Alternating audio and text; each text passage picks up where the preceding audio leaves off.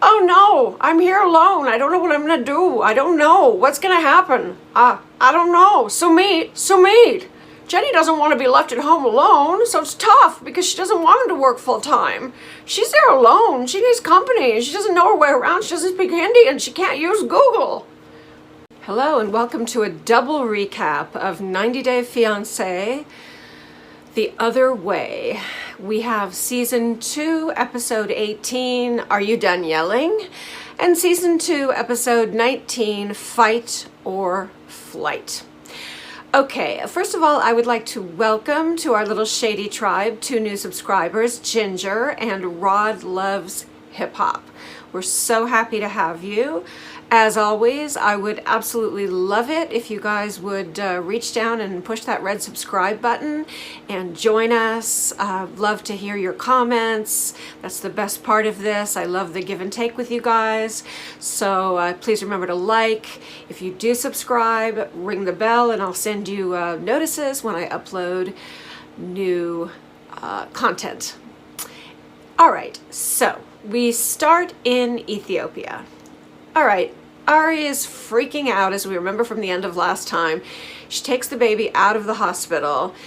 She waits outside in the van, and she's holding the baby, and she's kind of being a bitch, but I mean, look, I understand this is all very sensitive, and she just gave birth, and, you know, of course, you know, I'm sure it's all very challenging. But anyway, she is being pretty hostile to baby, and so smartly he realizes, look, I'm just going to take her home. We're not going to get anywhere like this. I just need to get her to go home and calm down, and that's exactly what he does. Great move. Okay. All right, we are going to swipe left on Dull and Duller in Korea. No, my life is too short. I can't. All right, so Jenny and Sumit. Sumit's going to court. Yeah, supposedly he's going to get his divorce finalized. I realize that on this show they're probably really playing with the timeline. I don't know how much time this is really playing out over, but last week he just had his first filing, and now all of a sudden the divorce is finalized. No. That takes many different passes, many different appearances, lots and lots of paperwork. It takes a long time. You know, I'm going to call bullshit on that, but they probably, like I said, they played around with the timeline a little bit, and who knows how they filmed it. Who knows the order in which they filmed everything. All that really is happening is that, and he says it, the court is accepting my petition. It doesn't matter, because even if it is, whether this is finalizing the divorce or whether it is the equivalent of just starting to file, they're not getting married. He's not leaving his family for you. He's not giving up his entire place in the Hindu universe as a son to marry you. No. Okay. All right. And the other thing that sort of surprised me is, you know, Jenny, you could Google the Indian divorce process and you could find out so much, because it will say on there what the steps are, even though it takes forever. It's not like it's all just random and they just throw things at you and say, oh, let's make this time, let's do it this way. And then, this time, let's screw these people over by doing it this way. There is actually a rational order of the way things are done. It just takes a lot longer over there. But she doesn't seem to know how to Google. I don't think, I worry about her sometimes. Yeah, she just kind of sits there and waits for shit to happen. At least that's the way she's presented in the show. Oh no, I'm here alone. I don't know what I'm gonna do. I don't know what's gonna happen. I don't know. Sumit.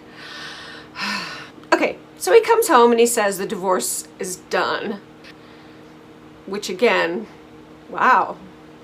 I mean, I know that they had to go through all that stuff with supposedly with his ex and her family, and he had to give them all that money. But even so, the court doesn't care about all that. They don't get through divorces that quickly. But anyway, okay. Let's just accept that. All right. Let's say, for the sake of argument, the divorce is done. Okay. All right, we are too intelligent to waste time on Brittany, and Yazan is just making me want to cry. He has let her basically ruin his entire life. I mean, if that is real, what is happening to Yazan is real, and given the circumstances presented to us in this show, the reaction of his family, him being thrown out, all of those things would absolutely be the reaction. And remember, these cultures, not all Muslim cultures, but especially the ones that were once upon a time kind of Bedouin culture, tribal culture, this honor killing thing is not just for girls. It's not just for girls anymore. It never was. It was for sons who dishonor the family too. So anyway, but we're not really gonna talk about them. I might mention once or twice things that are just so outrageous that I have to share them with you just because I'm rolling my eyes so hard. But, you know, as I said, by and large, swipe left. We're not covering Brittany and Yazan. We're especially not covering Brittany. Okay, Tim and Melisa. Tim's mom is coming to visit the next episode. As usual, nothing worth discussing until mom actually comes. Okay, Kenneth and Armando are applying for a marriage license. Now, this is quite interesting. They are in the state of Baja California del Norte, I think, in Mexico. So like the United States, it's a little bit of a system where you do have some states' rights, and then you also have, of course, the federal system. And then you also have some things that are made on the national level, changes to the Constitution, that don't always trickle down to the local level for a while. And this is a really interesting, legally, this is a really interesting example of that. It's sad that the people who are having to go through this and learn about this are Kenneth and Armando, whom we adore. Okay, so they had to, first of all, they had to write a letter, basically like asking permission for a marriage license because they're a same-sex couple, which is shitty. But again, remember, things slowly catch a monkey. That's a random old, probably colonial phrase, now extremely racist, used by English people. I don't know if it's supposed to represent African people or Indian people or whatever, but they'll always say, you know, slowly catch a monkey. That's the way you get everything done. If it is some kind of old colonialist racist statement, I apologize. Okay. All right. So it's kind of almost seems like it's up to the whim of the registrar. I guess not exactly, but it's a very strange system. Okay, because they are, in a sense, asking permission to this woman who represents the state of Baja California del Norte. Okay. So same-sex marriages have been legal in Mexico since 2015. They made a change in the Constitution. But again, changes in art, that's one thing that works really well in this country. You know, when finally on the national level they made the change and said same-sex marriage legal everywhere, guess what? Same-sex marriage was legal everywhere. You didn't have to wait for it to trickle down to the state and then the local office and then for local people to spend the next 10 years deciding whether they like the change in the law.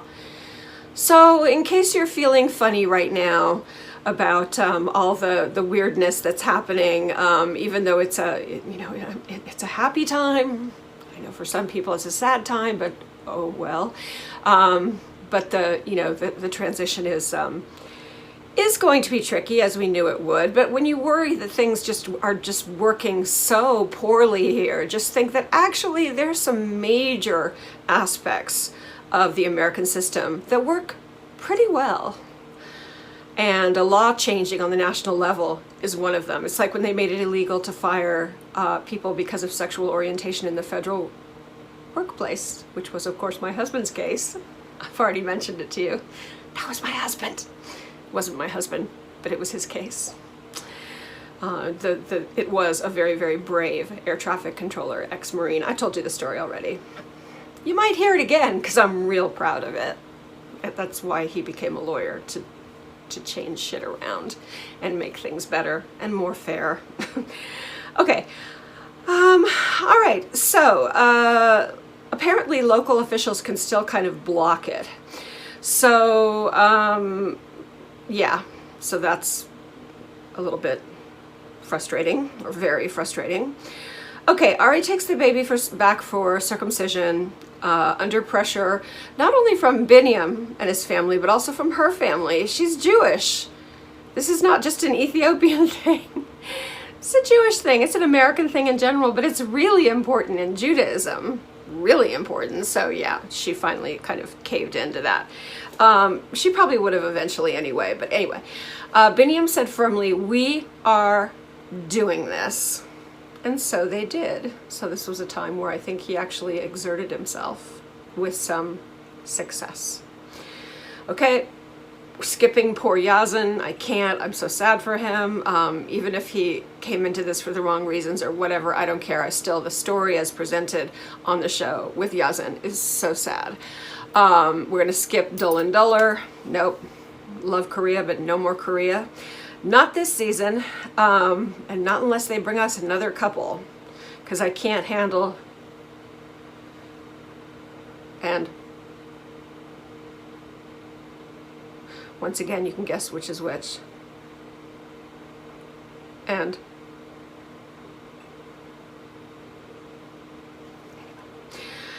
okay, Jenny and Sumit. Sumit goes off to speak with his dad. Sumit and also his father are calling the divorce final. I don't imagine why the father would have any reason to lie in front of the camera. So I guess the divorce is final, which, according to the way it's being presented in the show, is super fast. I keep saying that tonight, as it's presented in the show, because the show is not, as we know, always reality. That's why I'm saying that. Okay. Notice that when Sumit and his friend come up to meet his father, that they kind of bend down and they quickly either actually touch the father's feet or kind of go down in that vicinity, bow down and make a gesture of touching the father's feet, and then you kind of touch your heart. Now, the reason why his friend is also doing that, not just Sumit, is because you don't just do it for your parents or your grandparents or elders in your family. You also do it for the people in your life who are considered kind of like uncles. And that would be all of your parents' friends, all of your friends' parents, like all of your girlfriends, all of your guy friends, when you go to their house and, you meet their parents. If you're kind of a traditional Indian, you would do that. You would make the gesture of, touching the feet and touching your heart. It's very traditional. That would be, very traditional Indian people, which Sumit and his family are. They're pretty traditional.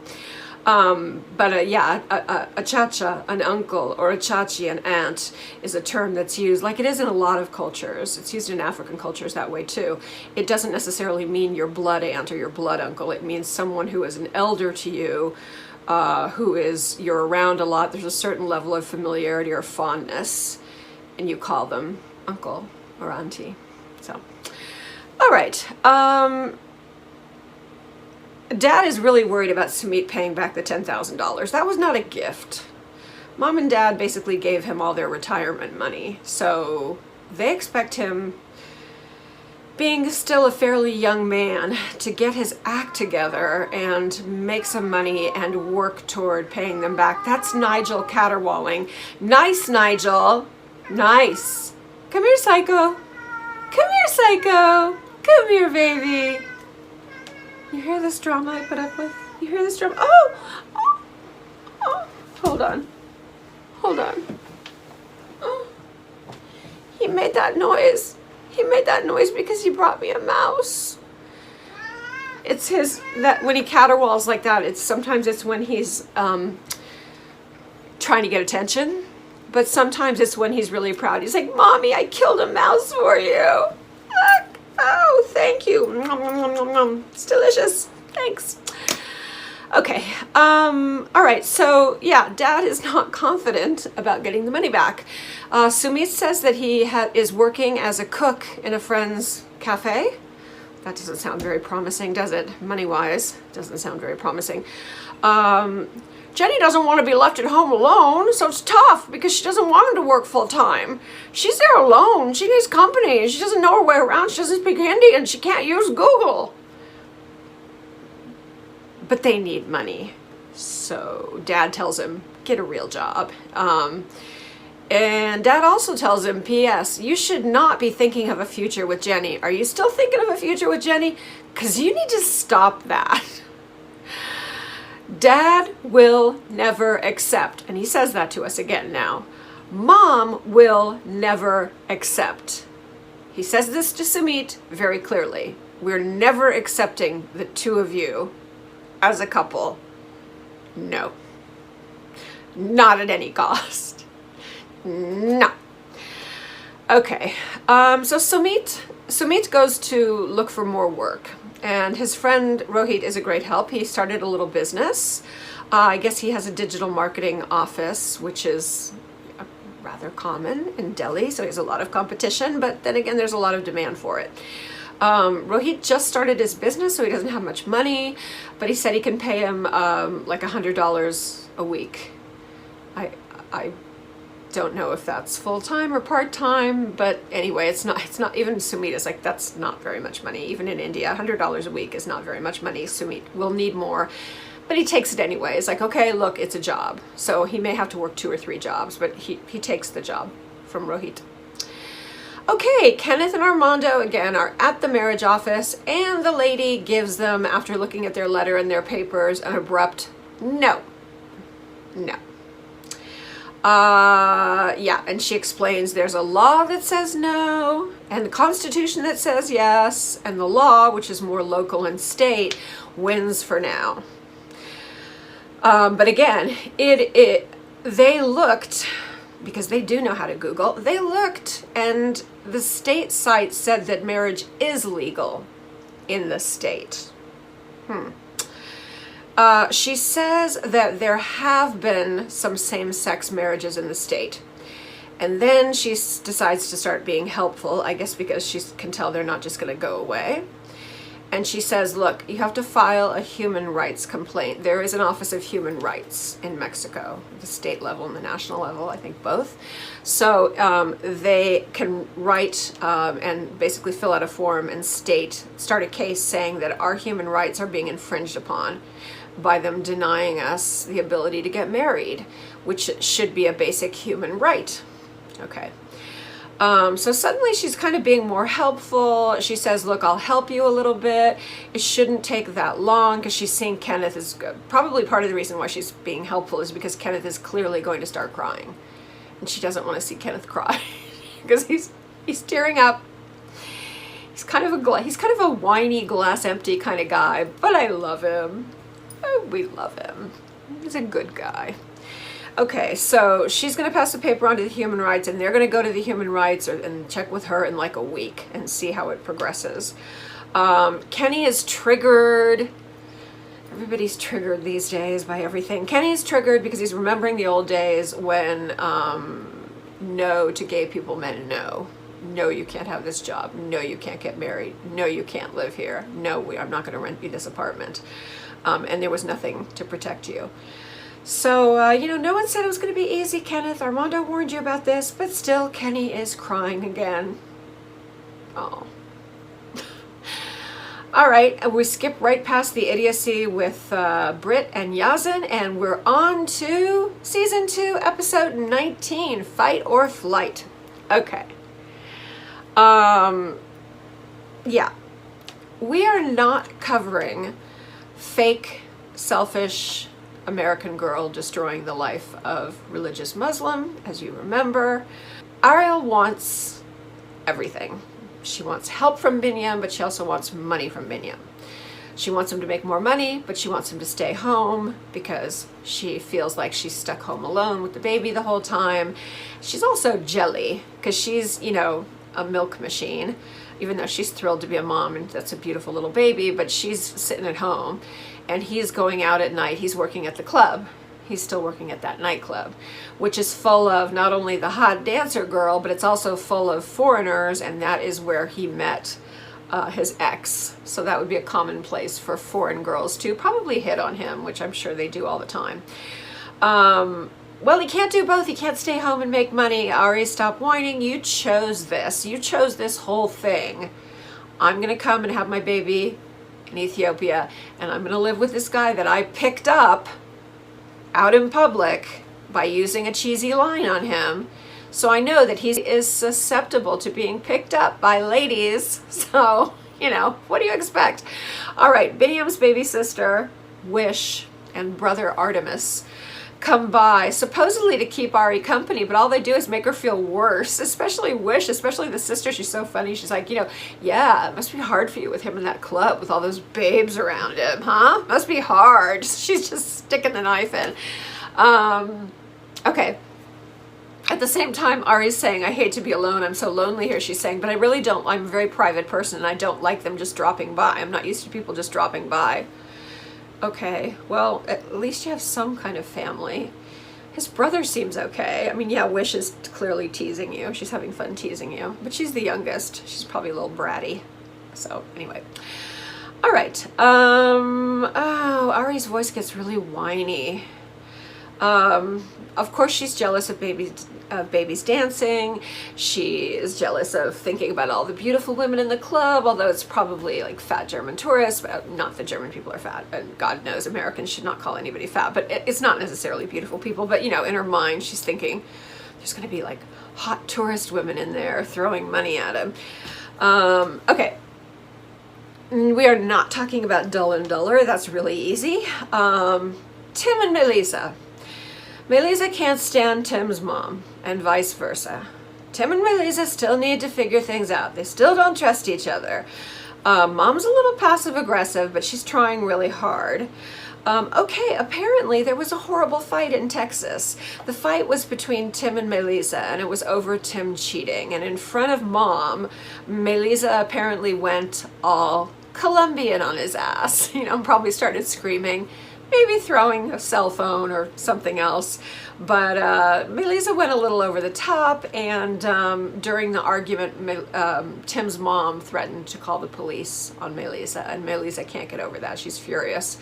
I didn't see the fight. Who knows how bad it was? Maybe the mom was just threatening to try and get her to calm down. I'm sure that was probably it. Because if she was a real bitch, she would have just called the police. She knows that's one way to get her in trouble and get her the hell out of there. So, all right. So, back to India. All right, we're bringing up Miss Rona in India. It's not actually worse than the USA. It is not as bad as the USA in the number of cases. It's not close to us, but it is still really bad. The numbers are really high. There's 1.4 billion with a B people in India. So do the math. There's going to be a lot of numbers of cases and deaths. But they did have very, very strict lockdowns there. From the very beginning, they had very strict lockdowns, and they called certain areas red zones, like in Delhi and Mumbai and certain parts of the country. And these red zones, you couldn't go out of your house after curfew. And if you went out during the day, you needed to kind of, if someone stopped you, you need to show, no, I'm going to the market, I'm going to the pharmacy, you know, I'm going to, yeah, I'm getting food or medicine, basically, basics. Only for essentials. Yeah, they had a really interesting way of dealing with people that went out over curfew. Indian police don't carry guns usually, unless they're like detectives or special, you know, undercover. But they do have these sticks. And they really know how to use these sticks, and they'll whomp you on your back or the back of your legs or your buttocks with the stick, and they can do some damage. They're not going to kill you with a stick, but you know, they're, well, I guess theoretically if a million of them went on you with sticks, but that's not the way it works. Anyway, but this, I'm not saying these sticks are a good thing. They're not. They're pretty barbaric, but they did a good job of keeping the young guys who still were determined to come out on their motor scooters at night and their motorcycles at night. They're saying, you know, like, oh, I'm not going to obey any lockdown. That did a good job of getting them to go home. The stick doesn't feel good. I've never felt it. Thank God. I don't want to feel it. But from what I hear, it's not fun. Okay. All right. They're talking about the engagement ceremony. A ring ceremony. Honey, I don't know who's going to come. She's like, oh, who are we going to invite? I mean, I guess some friends. Maybe has she met any people? I don't think so. How many friends does he have? I don't know. You're not going to have family there. And Sumit's mom and dad will disown him if he marries Jenny, so I'm guessing they're not invited. But Jenny is just like plowing straight ahead, like, it's gonna be Sumit, it's gonna be great. All right, honestly, knowing as much as I do about Indian culture, I'm starting to get really angry about this. There are two things that are not possible in the real world. Brittany and Yazan being together in Jordan, not possible in the real world. Jenny and Sumit getting married in Delhi, not possible in the real world. No, because he's not going to leave his family and move to America or wherever. No. Okay. Again, they're making it look really, they're making the lockdown, the quarantine look really scary in India, the way they but the way they film India is like, they really go out of their way. Do you know, for example, do you know that Delhi has amazing, beautiful things to see? Beautiful monuments, ancient temples and palaces and forts and huge parks with, you know, kind of jungly trees crawling over old, beautiful ruins. Very romantic, very beautiful parts of Delhi. Cool markets, shopping centers with everything you could want, nightclubs, you know, bars, restaurants. There's so many nice things. The most beautiful hotels with the best service. And wow, they really go out of their way in this show to film stray dogs, which there are a lot of, garbage, you know, dusty streets, which, yeah, there are a lot of, and just everything dumpy. And so they're showing the quarantine like at night with this kind of weird glary, like sodium lights on everything, and they just really make India look horrifying.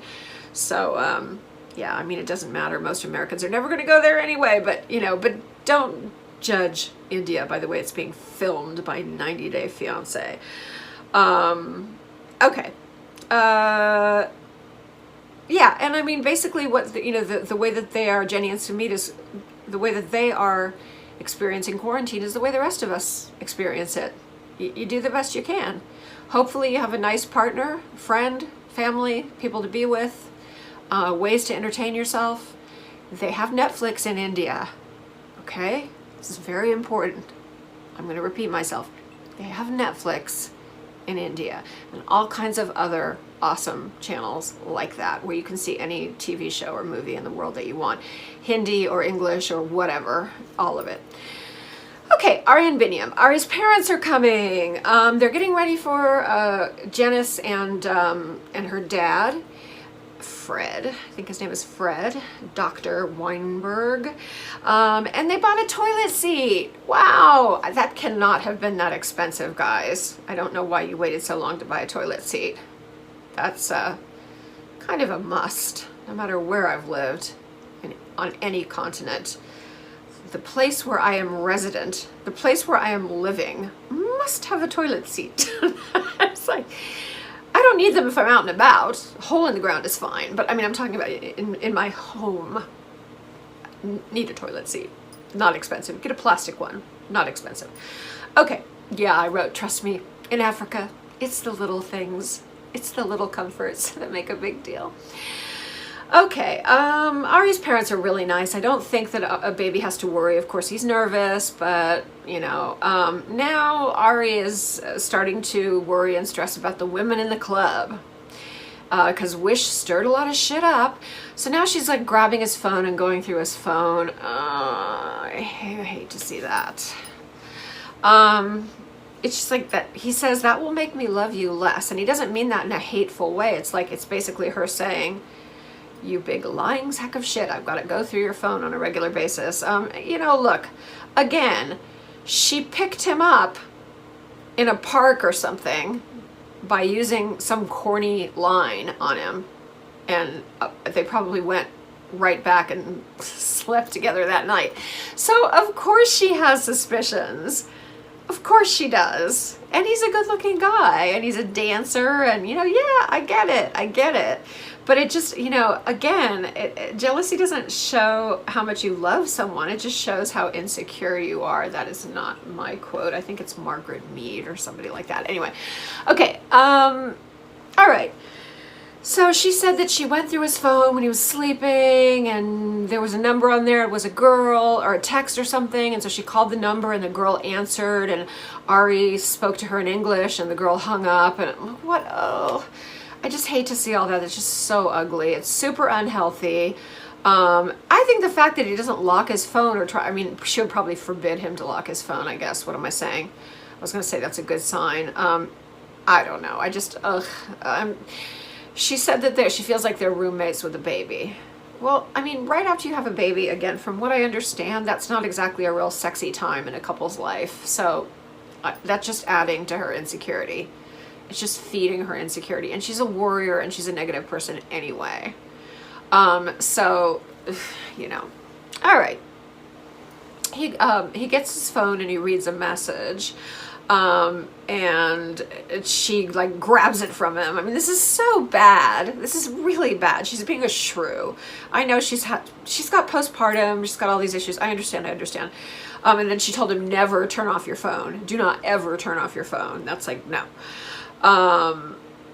You know, to a certain extent, I understand, but at the same time, it's just, that's not the way she's going to hold on to him. It's just not. I mean, he's either going to love her and he's going to be with her and he's going to be faithful to her, or he's not.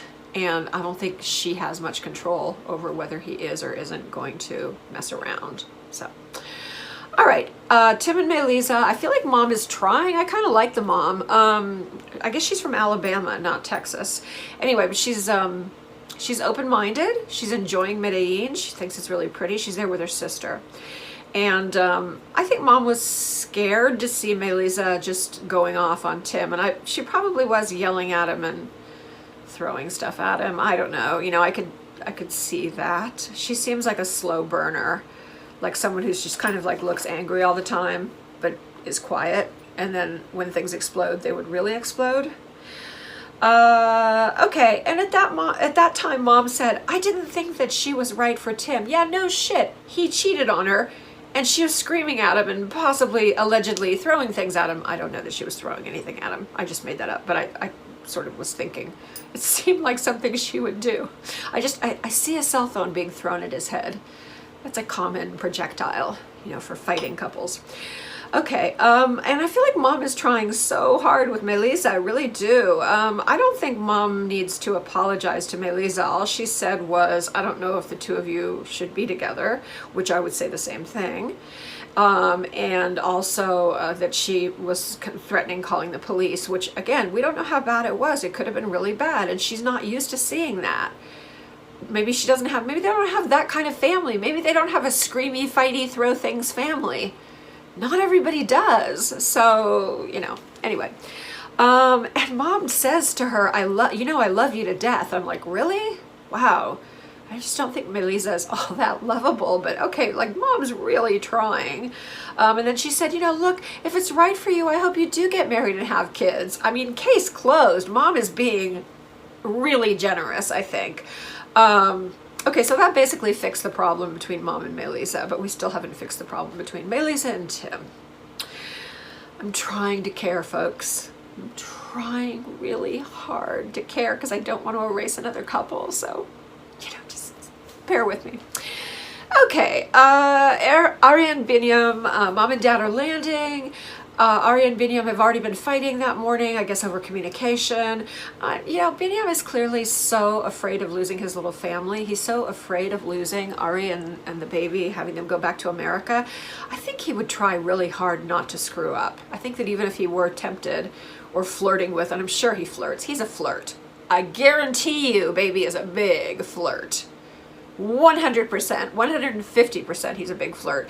But I think that he's also smart enough to know, and he doesn't strike me as just a totally out of control person, that if he does this, he will lose everything. So that's what I'm hoping.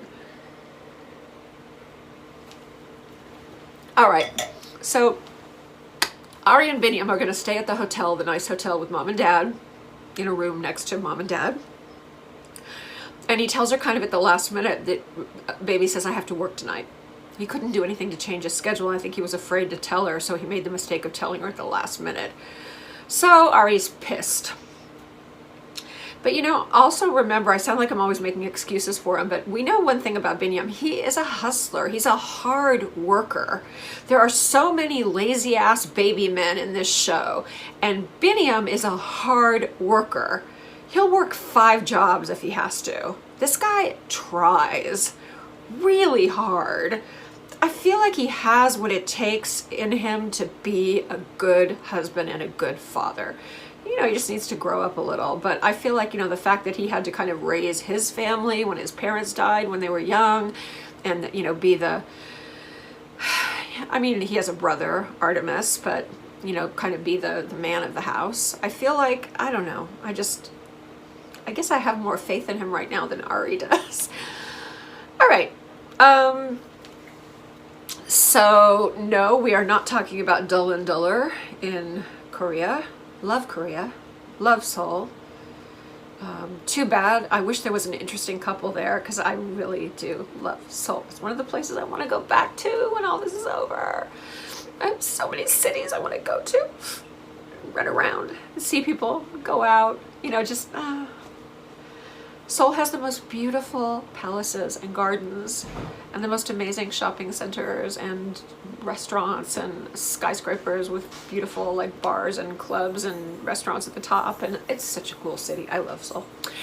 Okay, so Ari and Binyam finally pick up Fred and Janice. Dad says to Binyam, "Call me Dad," because Ari tells him, "Call him Dr. Weinberg," and he immediately says, "No, call me Dad," which is sweet. You know, Dad says something really sweet. He says, "Baby has kind eyes," which I notice in a person and I like, and I agree. Biniyam has very kind eyes, and I also notice that in a person, and it's very important. Okay, and Biniyam says, again, he really does want what's best for her. He says he's so happy to see Ari smiling with her parents because she's mostly been growling at him and spitting at him over the last few weeks. So yeah, he's so happy to see her smiling. All right, we are not going to talk about Brittany's embarrassing representation of Americans by walking around the market in Amman with her tits hanging out. Oh my God. Oh, hey, you know what? Come here, closer. This is why people get the wrong idea about Americans and why some people in foreign countries hate Americans. Because they don't notice the cool Americans who are doing everything right. They assume you're French or something. But the ones that are walking around half naked, yeah, that's how they see us. Just so you know. Okay, all right. I want to scream. Okay, no more. She's making my skin crawl. Getting drunk in a bar full of only men. Ugh. Okay, I need to fast forward. Can't. No, I promised I would not cover this. I'm so sorry. I broke my promise. Okay, but let's just say that, yeah, it makes me cringe.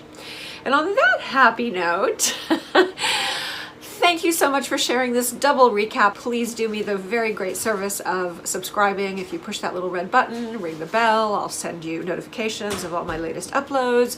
You can like, you can comment. I will answer all of your comments. I love the engagement with you. And yeah, thank you, and be very, very, very careful out there. As you know, just wear a mask when you leave your house, you know?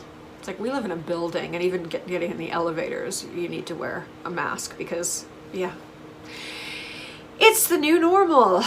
But anyway, remember to be good, not too good, and I love you guys, and I'll see you soon. Bye.